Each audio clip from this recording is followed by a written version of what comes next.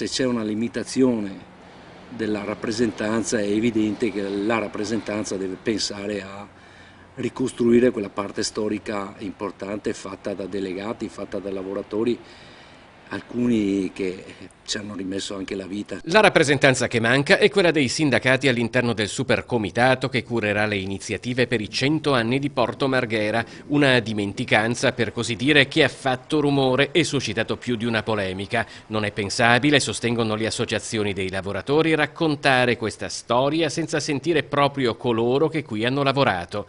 Di certo al momento non c'è ancora niente, ma i sindacati potrebbero anche organizzare autonomamente iniziative correlate al centenario, magari aprendo spazi che oggi sono chiusi al pubblico e raccontano la storia anche attraverso opere d'arte realizzate nel corso di tanti anni. Questo è il capannone del petrolchimico, è un capannone storico che rappresenta un po' tutto quanto l'insieme della storia che abbiamo vissuto in questi ultimi anni.